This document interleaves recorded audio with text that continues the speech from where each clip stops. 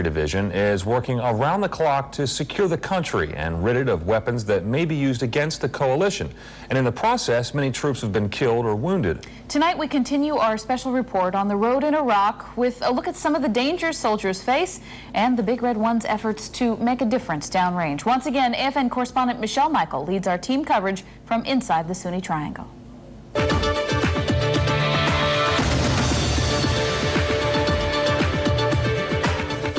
Hello to you, I'm Michelle Michael. We continue our special coverage tonight with reports from inside the Sunni Triangle. I'm here at Forward Operating Base Danger in Tikrit with the 1st Infantry Division.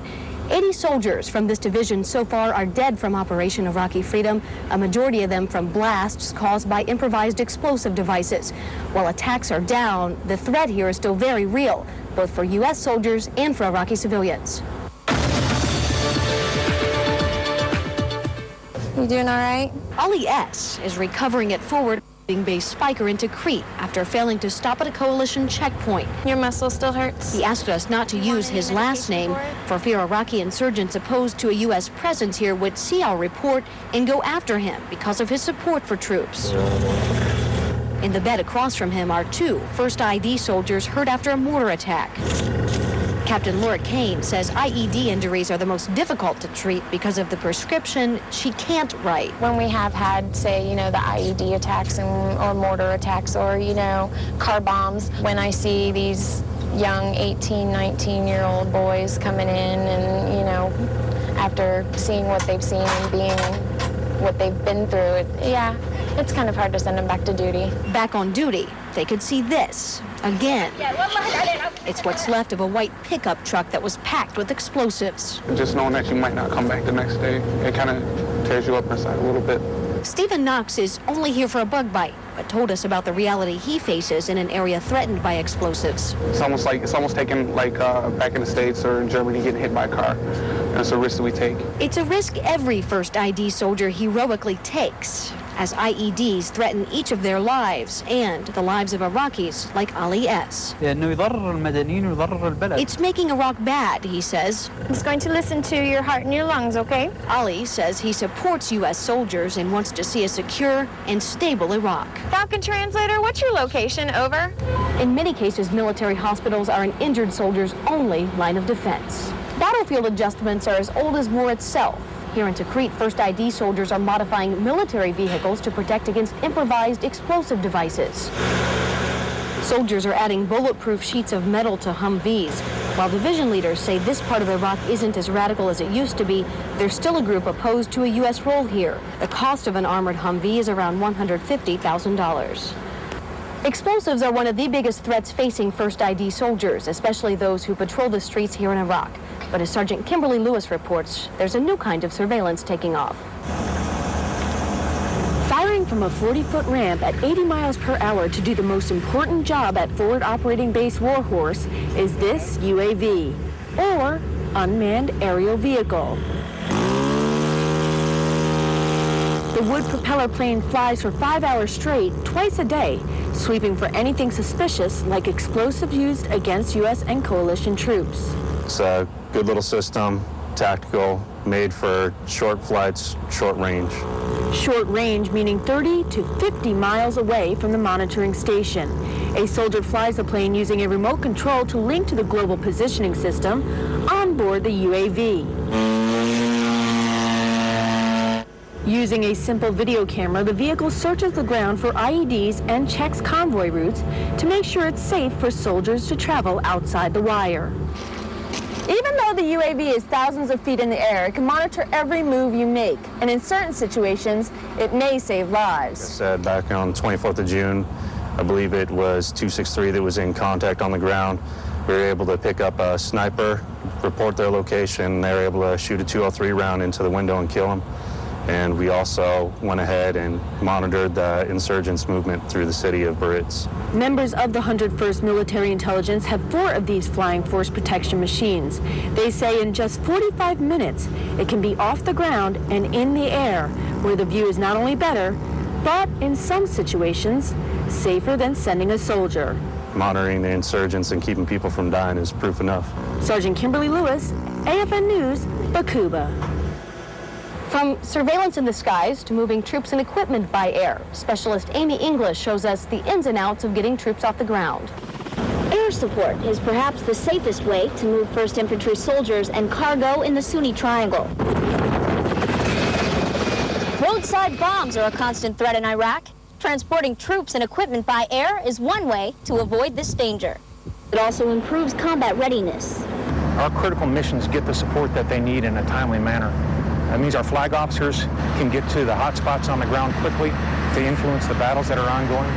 A challenge U.S. and coalition forces say they continue to overcome as they maintain efforts to deliver stability to the war-torn country.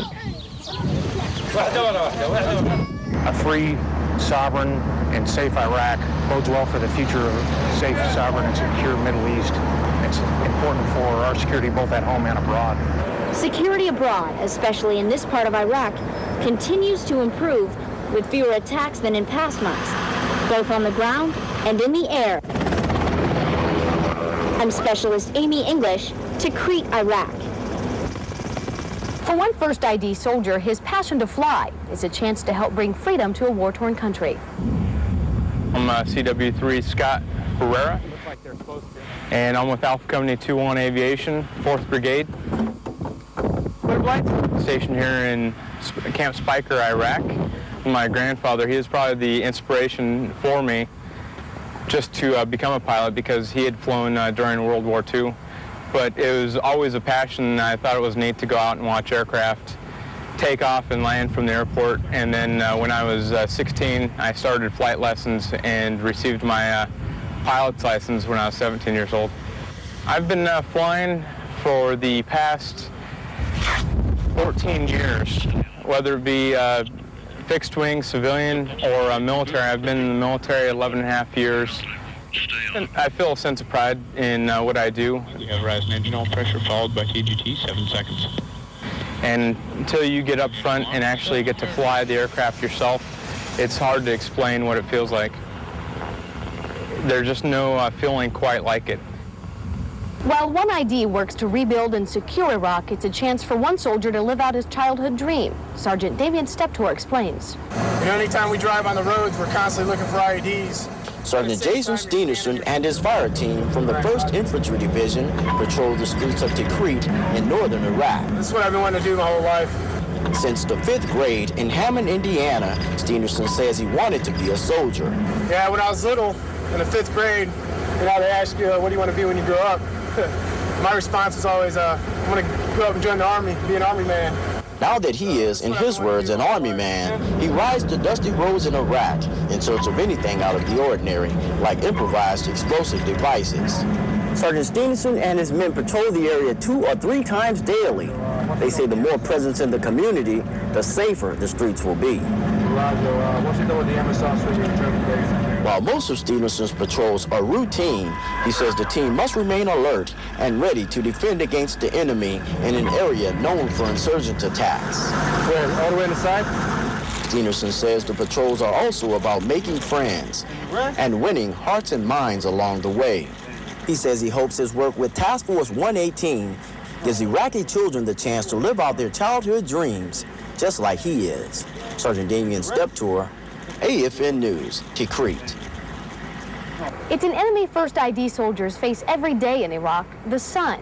Sergeant Nick Tovo tells us about the potential dangers of the harsh heat.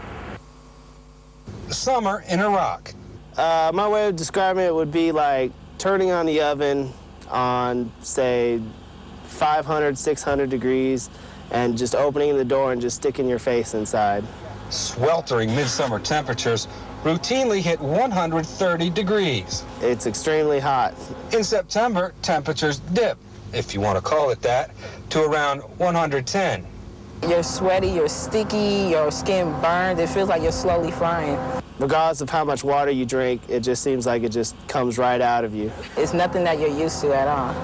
It's a total adjustment. You have to really adjust to it. It's not an adjustment for busy medics. They're staying on their toes, keeping 1st ID soldiers on their feet. The medical problem that we worry about the most is heat stroke. That is when the body cannot control the temperature anymore, and therefore the body goes into shock. Last year during Operation Iraqi Freedom 1, doctors treated almost 100 heat casualties. This summer, that number is down considerably. We have hypo and hyperthermia machines, those are cooling blanket systems that we didn't have available last year that allows us to treat the patients better and faster. First ID doctors at Forward Operating Base Spiker say they've treated only 7 heat victims all summer. I think that soldiers are more aware that they're coming here. Sergeant James Kurth isn't a doctor, but he has some advice for beating the heat. We try to minimize the amount of time we stay out here. We get supplied with Gatorade packets, Gatorade drinks, so we can maintain hydration along with water. The more PT you do in this kind of weather, the more used to you get to the heat.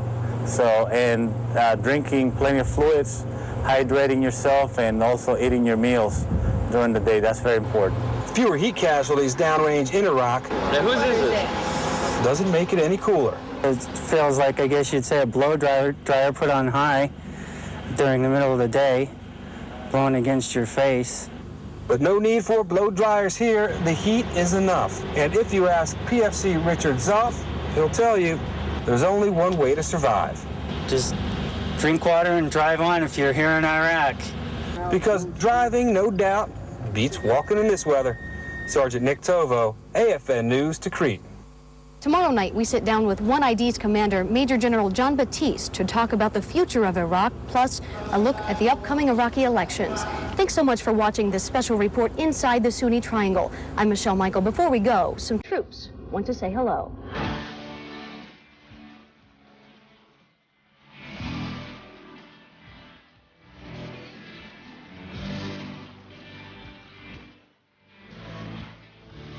Hi, I'm Sergeant First Class Thompson. Hello, my name is Staff Sergeant Anthony Durden. I'm Stationed in Vilseck, Germany. from Camp Normandy. Hello, my name is Sergeant Robinson, stationed in Kitzingen, Germany. My name is Sergeant Daniel Amaro. I would like to say hi to my husband, Carl. I'd like to say hello to my wife, Christina Robinson. Love you.